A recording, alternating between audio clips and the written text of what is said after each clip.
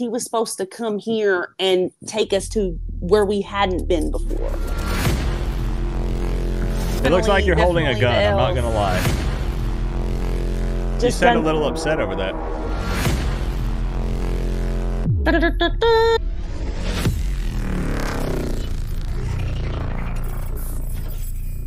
Don Chaney Jr. or someone else? Yes, Don Chaney Former Jr. Miami Hurricane.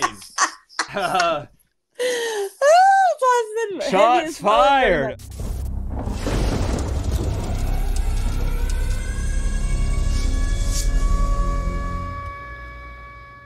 Welcome, college football fans, to another Inside Insight episode, the series where we bring on a content creator or super fan that covers Miami's opponent each week so they can tell us a little bit more about their team. And today, I'm very happy to be joined by Madison, and talking Cardinals football, honestly, I guess just Louisville sports in general, is something that she's very passionate about. And she's agreed to walk into enemy territory here and answer a few of my questions. So you guys make sure that you show her some love and follow her on social media, which will all be linked in my pinned comment and the description. But I guess I'm getting a little ahead of myself. Madison, they're going to need the information on where to follow you. And if you could take just a second and maybe tell the viewers a bit about yourself.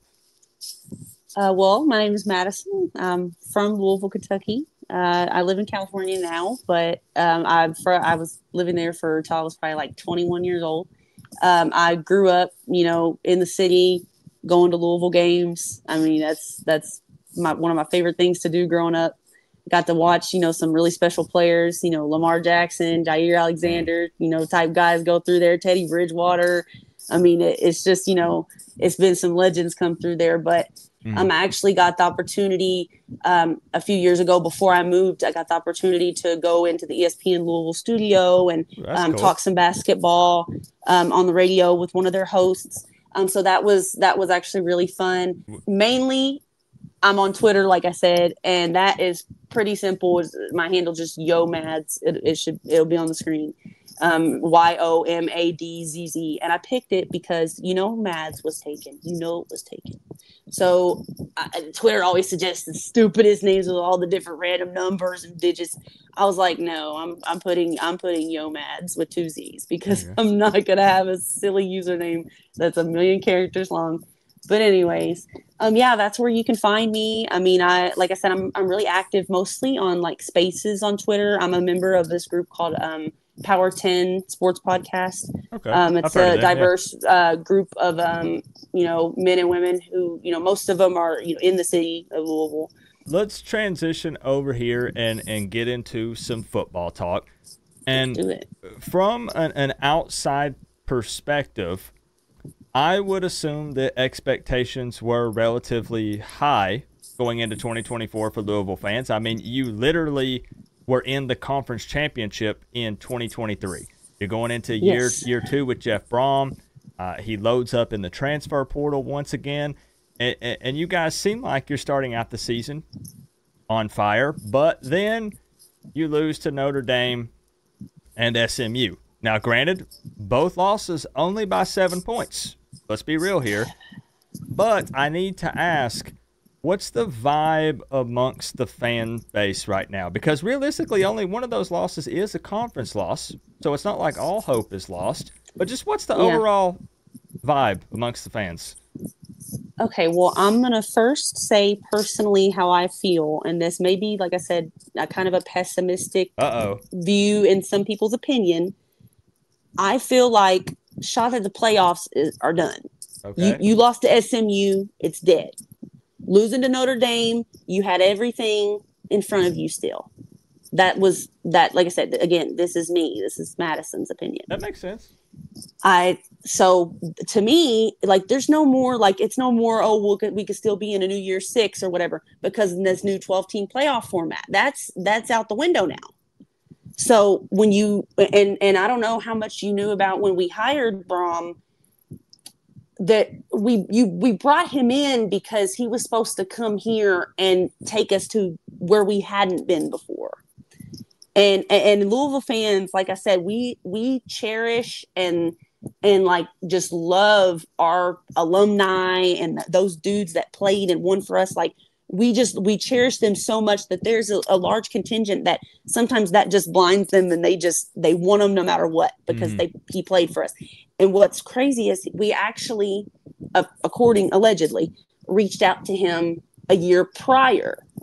It was the year that he had just beat number 2 Ohio State, Purdue, and they had Rondale Moore, who he literally recruited out of Louisville. Rondale Moore was from Louisville. He got out of the city and went to play for Jeff Brom at Purdue. You sound a little upset over that. Got to keep the elite talent in the city. Come on, man. But I definitely, he said no the first time, and I was one of those people who was like, fine, if he doesn't want us, move on, But then I'm also a fan. So whenever they hired him, that's out of my control. So whoever you hire, I'm going to support until I have a reason to not support him. That's always been my stance. But I definitely feel like he's done a good job. But as far as the expectations this year, I talked about it a little bit earlier with the talent that we added. Like we've added so much talent, like more talent than we had last year. So the math would say we should be better. You've got some people who are mad that the offense from Jeff Brom doesn't look like it did at WKU over 10 years ago. And, you've got some people that are like, where's the creativity? Where's the trick plays? You've got some people that are like, is Brian calling the plays, or is it all Jeff, or who's doing what? Like, you've got some people that are like really questioning. And then you've got people like me who, as sometimes, I don't know how much of the game, like I said, you say you watch highlights and stuff, but like whenever you sit and you just watch, like you watch Isaac Brown rip off like 3 runs in a row of just first down, just literally averaging 10 yards a carry. And then he goes to the sideline. And then you run a stretch play with your heaviest, slowest running back. Is it Don Chaney Jr. or someone else? Yes, Don Chaney Former Jr. Miami Hurricane. Shots fired. Oh, snap. Okay. He needs to be in there on the plays where he can utilize his skills the best. He is not the dude that needs to be running the outside. Like maybe use him in the red zone or on goal line or use something him like on that. 4th and 1. Okay, that's what's crazy is 4th and 1. Like I said, Louisville games right now, you say 4th and 1, that will traumatize Louisville fans right now, because where's my piece of paper? Let me say 4th and 1. It's so befuddling. 4th and 1. It's so befuddling because he literally called a run play for Chaney. And instead of going up the middle, he tried to bring it around the outside. And of course he didn't get there. And it was just like, what are you calling? Like, and at some point it's just like, if it ain't broke, don't fix it. Like, and what we kind of know is like, quote unquote trademarks of the Jeff Brom offense we weren't seeing. So it was, like I said, the vibe among the fans right now, like I said, I would say 50% of them are trying to kind of be realistic and are be positive and are saying, oh, well, we still only have 2 losses. Like, Notre Dame could finish out pretty well. It's only one of them's a conference loss. Like all those things that you were saying, like, yes, but then there's also a contingent of the fan base that is like, Brom can't do it. Like, maybe we're going to have to do this and that. Like, there's always going to be certain, extremes and things like that. But for the most part, we're just down. We're down for the ride until, the wheels fall off. Okay. Can you give me, for Louisville currently, maybe kind of the biggest strength and the not fun part, biggest weakness for the team? And this can be whatever you want. It can be like a position group that's not doing well, something that the team does, but a big strength and a big weakness for the team. I think strength-wise, I don't just want to say our offense, but I think particularly, in this last game when we finally saw some play calling that made some sense, and Isaac Brown got 20 carries a game, which he should have 20 carries a game. He running the ball, particularly with Isaac Brown. I think the offensive line is really good at getting push, opening up holes. And I think, just Isaac Brown himself is good at finding them. He's good at jump cutting. He's good at, getting in there and doing what he needs to do, to get to the second level. He's really fast. So I think that's probably our biggest strength. weakness offensively has been pass protection, but I think that has to do a lot with the fact that we were making him hold the ball. We were throwing the ball way too much, and now we're finally playing Isaac Brown, but that's a whole nother story. Biggest weakness probably overall, though, is just like coming out flat and starting slow. Like, if we start fast, it like I don't know why we started slow in almost every game. Like in the beginning, I think it was, you can probably chalk it up to like level of competition, why it didn't look bad, the first couple weeks when you play teams like Jacksonville State and Austin Peay. You know what I mean? Like, you don't really see the weaknesses aren't really glaring because you're just a better team. And so when you're finally playing, competition that's more, even to you or better, it's kind of like you can really, those mistakes pop out. Like you can really see them.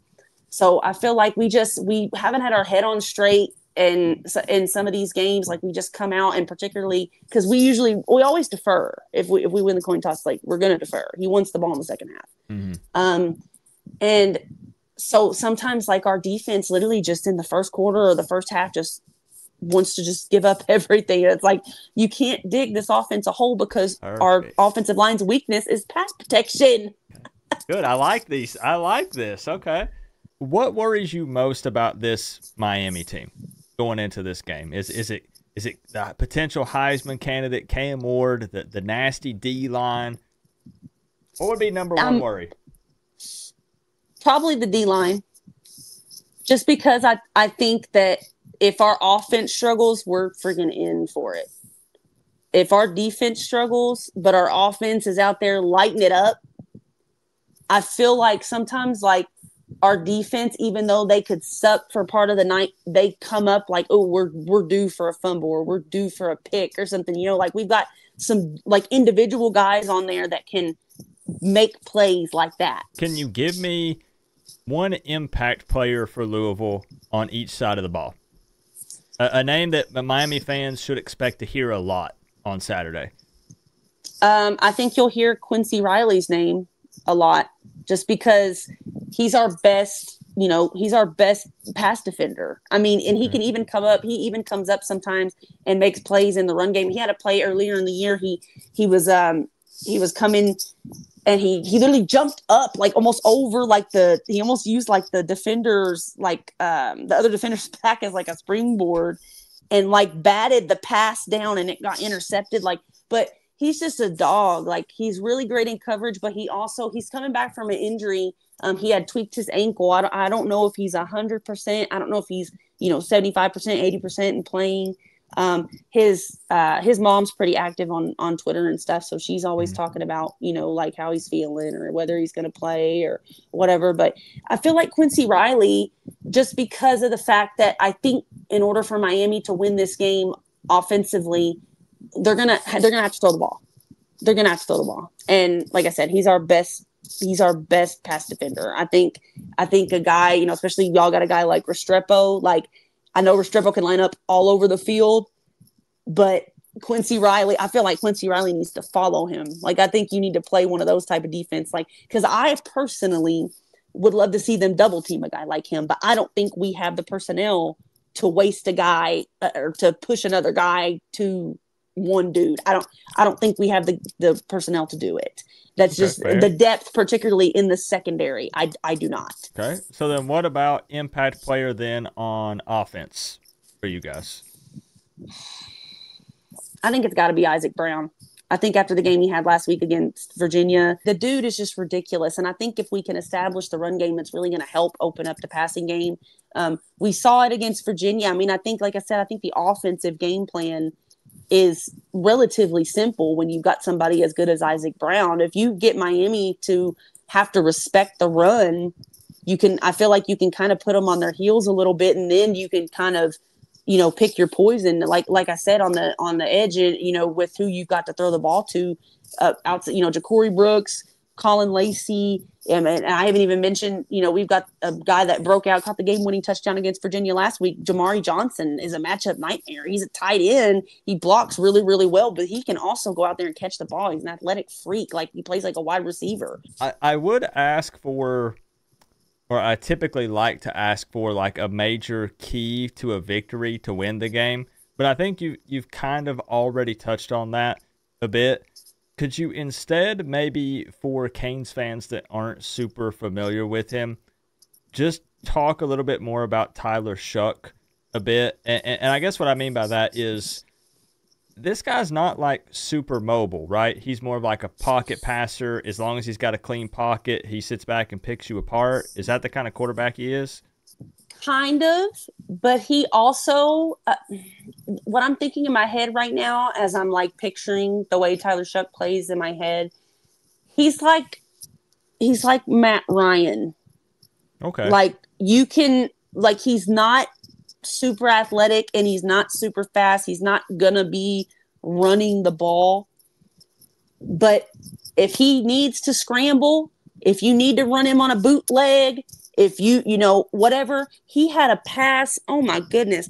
He had a play, Ja'Cory Brooks in the end zone. He literally rolls out and threw a sidearm to where Ja'Cory Brooks was supposed to be in the end zone. Like it was like a so he can Mahomes-esque type throw. Like, so he can make those kind of off-platform, unconventional type of throws as well. He's not going to take off. He took off one game and he literally for like 50 yards and he ended up fumbling the freaking football. But he's not going to do that. Like I said, he's a slider. He's one of those. Okay.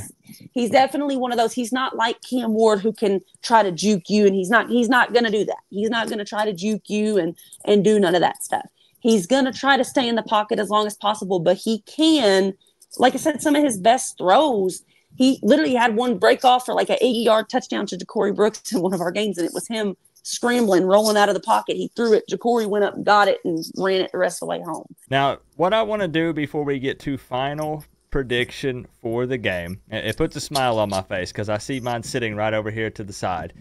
I do want to ask you, and this is optional. I want you to know that you don't have to say anything, but for fun, do you have any bold predictions for this game outside of like a final prediction? Is anything crazy you think might happen? You got anything? And I've got one too. Okay, I would say I'll do one for.